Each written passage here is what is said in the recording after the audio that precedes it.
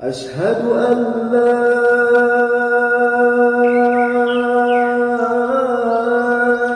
إله إلا الله.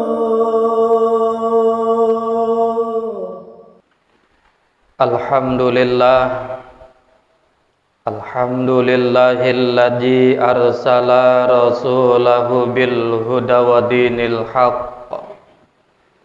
Asyhadu an la ilaha illallah wa asyhadu anna Muhammadan abduhu wa rasuluh.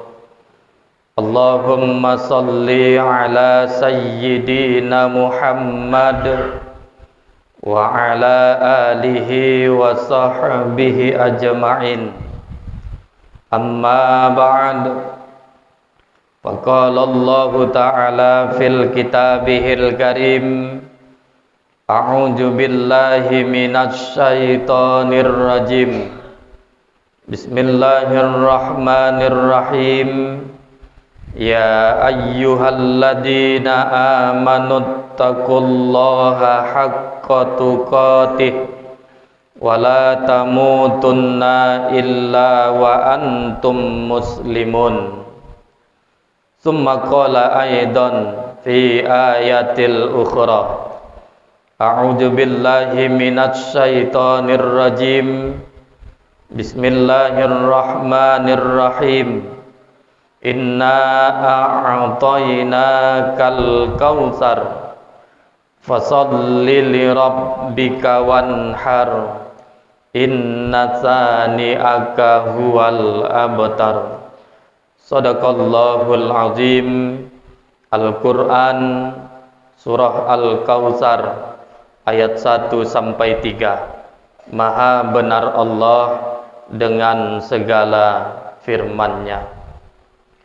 Hadirin ma'asyiral muslimin, sidang jamaah Jumat Masjid Al-Kautsar yang dimuliakan Allah Subhanahu wa taala. Judul khutbah Jumat kita kali ini, napak tilas keluarga Ibrahim alaihi salam dalam rangka menumbuhkan semangat berkurban. Namun sebelumnya, hadirin sidang jamaah yang dimuliakan Allah, melalui mimbar yang mulia ini, mari kembali kita panjatkan puji syukur kehadirat Allah Subhanahu wa taala.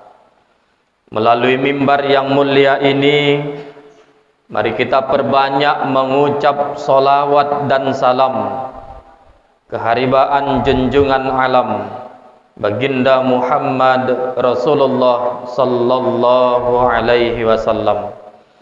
Mudah-mudahan dengan memperbanyak syukur, memperbanyak mengucap salawat, tergolong kita kepada hamba dan umat yang beruntung, baik di dunia maupun kelak di akhirat. Kemudian izinkan khatib berwasiat, mari kita tingkatkan takwa sebenar takwa di hadapan Allah dengan melaksanakan segala apa yang diperintahkan Allah dan menjauhi segala apa yang dilarang oleh Allah Subhanahu wa taala. Hadirin sidang jamaah yang dimuliakan Allah Subhanahu wa taala. Dalam hadis Tabrani dijelaskan bahwa ada keistimewaan yang terdapat di bulan Dzulqa'dah. Keistimewaan bulan Dzulqa'dah itu, hadirin sidang jamaah, di mana satu perbuatan baik yang apabila perbuatan baik itu dibalas pahala oleh Allah, maka di bulan Dzulqa'dah itu pahala itu akan dilipat gandakan oleh Allah.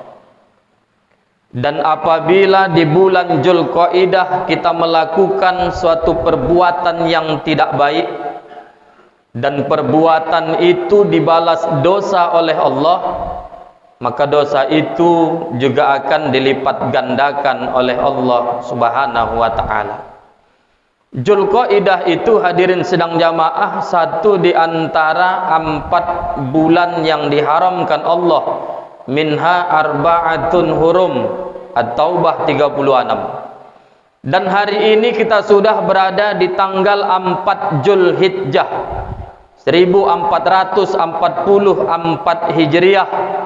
Andai Dzulqa'dah memiliki keistimewaan seperti yang khatib sampaikan, maka bulan Dzulhijjah juga tentu sangat memiliki keistimewaan di dalamnya. 4 bulan Dzulqa'dah, bulan haram. Pertama Dzulqa'dah, yang kedua Dzulhijjah, ketiga Muharram, yang keempat bainal Jumadil Akhir wa Sya'ban. Dia ada di antara Jumadil Akhir dan Sya'ban. Itulah yang disebut dengan bulan Rajab. Hadirin sidang jamaah yang dimuliakan Allah Subhanahu wa taala, minimal di bulan Dzulhijjah ini jaga rawatib. Apa itu rawatib? Hadirin sidang jamaah, ibadah solat sunnah yang mengiringi dan mengakhiri solat fardu. Berapa rakaat solat rawatib itu menurut Ummu Habibah? Ummu Habibah itu satu di antara istri-istri Rasul. Ada 12 rakaat, hadirin sidang jamaah. Yang mana 12 rakaat itu 4 rakaat sebelum zuhur, 2 rakaat setelah zuhur, 2 rakaat setelah maghrib, 2 rakaat setelah isya, dan 2 rakaat sebelum subuh. 2 rakaat sebelum asar dia bukan rawatib. 2 rakaat sebelum maghrib dia bukan rawatib. 2 rakaat sebelum isya dia juga bukan rawatib. Dijelaskan dalam hadis sahih Muslim, kata Rasul, bagi yang mau mengerjakan yang bukan rawatib liman sa'ah, silahkan kerjakan bagi yang mau. Dihadirin sidang jamaah, minimal itu kita bisa jaga ibadah salat sunnat rawatib yang sangat banyak fadilahnya. Di antara dia dapat menyempurnakan kekurang khusyukan salat fardu yang kita laksanakan. Kemudian fadilah menjaga rawatib, hari ini kita kerjakan itu di alam dunia, Allah sudah bangunkan rumah yang megah dan istimewa di alam sorga buat kita hadirin sidang jamaah. Hadirin sidang jamaah yang dimuliakan Allah Subhanahu wa taala. Fasholli li rabbika wanhar. Allah tegaskan itu di dalam Al-Qur'an surah Al-Kautsar ayat yang kedua. Maka dirikanlah salat kata Allah dan berkurbanlah. 29 Juni yang akan datang hadirin sidang jamaah bertepatan dengan 10 Dzulhijjah 1444 Hijriah. Kata Rasul, tidak ada amal ibadah bagi anak cucu Adam yang paling sempurna fi yaumin nahar kecuali menyembelih hewan kurban.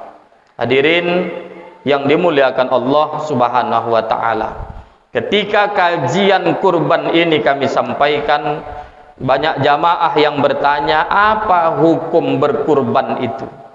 Menurut mazhab Syafi'i, hukum berkurban itu sunnah. Sunnah itu hadirin sidang jamaah ibadah yang apabila dikerjakan berpahala dan apabila ditinggalkan tak berdosa. Apakah ibadah kurban itu sunnah sekali seumur hidup? Tidak. Ibadah kurban itu sunnah setiap tahun bagi kita yang memiliki rezeki yang lebih dari Allah Subhanahu wa taala. Kemudian timbul pertanyaan, apakah boleh berkurban untuk orang yang sudah meninggal dunia? Dijawab dalam kajian Buya Yahya, buat sajalah kata Buya Yahya kurban itu untuk orang yang masih hidup. Tapi kalau hukum ini harus dijawab hadirin sidang jamaah, maka jawaban hukum boleh berkurban untuk orang yang telah meninggal dunia, karena Rasul pernah lakukan itu, berkurban di Madinah. Namun Siti Khadijatul Kubra, istrinya yang pertama, sudah duluan wafat di kota Mekah. Rasul sembelih hewan kurban, Allahumma taqabbal min Muhammad wa ali Muhammad. Ya Allah, terimalah kurbanku atas diri Muhammad dan untuk keluargaku. Ini dijadikan dalil hadirin sidang jamaah, boleh berkurban untuk orang yang telah meninggal dunia. Hadirin yang dimuliakan Allah Subhanahu wa taala, dahsyat luar biasa fadilah berkurban ini. Di mana dahsyatnya hadirin sidang jamaah? Dipotong hewan kurban itu, menetes darahnya. Kita bisa bayangkan leher kurban ke dalam lubang itu cukup paling 2 jengkal 3 jengkal. Ke dalam lubang tempat darah berkumpul, dekat. Belum lagi tetesan darah itu sampai ke tanah. Yang lebih dahsyat hadirin sidang jamaah, ampunan Allah duluan turun dan diberikan bagi orang yang mau berkurban. Jadi Allah tidak pandang dagingnya, Allah tidak pandang bulunya, Allah tidak pandang semua yang melekat dalam diri atau tubuh hewan kurban. Yang dipandang Allah adalah nilai ketakwaannya, hadirin sidang jamaah yang dimuliakan Allah Subhanahu wa taala. Jadi Al-Kautsar menjadi dalil diperintahkannya berkurban, dan perintah berkurban itu juga diambil kadangkala dalilnya As-Saffat ayat 102, di mana Nabi Ibrahim alaihissalam sebelumnya bermimpi mendapat perintah Allah untuk menyembelih anaknya Ismail. Diabadikanlah peristiwa itu dalam Quran surah As-Saffat ayat 102. Falamma balagha ma'ahu sa'ya, dan apabila dan tatkala Ismail sudah sampai pada usia baligh, qala ya bunayya, berkatalah Ibrahim, wahai anakku, inna ara fil manam, sesungguhnya aku melihat dalam mimpiku, anni ajbahuka, bahwa aku menyembelihmu, fanjur ma jataro, maka pikirkanlah apa menurut pendapatmu. Ismail jawab pertanyaan ayahnya, qala ya abatif al ma tu'mar, wahai ayahku, kerjakan apa yang diperintahkan oleh Tuhanmu, satajiduni insyaallahu minas sabirin, kelak engkau akan dapatiku bahagian dari orang-orang yang bersabar. Hadirin sidang jamaah yang dimuliakan Allah, kalau ada rezeki yang diberikan Allah, berkurbanlah. Tengok tadi di depan tu ada spanduk 7 kelompok berkurban, 1 ekor kambing. Kalau masih ada, berkurbanlah. Kadangkala hadirin sedang jamaah, mohon maaf, rokok kita sebungkus sehari 10.000, 1 bulan 300.000, 10 bulan 3 juta. Kelompok yang 7 itu 2 jutanya atau 2,5 juta. 1 orang kali 7, dikumpullah uang itu 1 tahun. Kadang kita logikakan lebih banyak pengeluaran untuk rokok dibanding pengeluaran berkurban setiap tahun. Mudah-mudahan Allah murahkan rezeki kita, panjangkan umur kita, sehingga setiap tahun datang 10 Zulhijjah, Allah bukakan pintu hati kita untuk senantiasa ikhlas dalam melaksanakan satu perintah ibadah sunnah yang sangat besar nilai pahalanya, yakni menyembelih hewan kurban di 10 Zulhijjah atau 11, 12, 13 hari tasyrik. Demikianlah mungkin khutbah Jumat singkat yang dapat disampaikan pada kesempatan kali ini.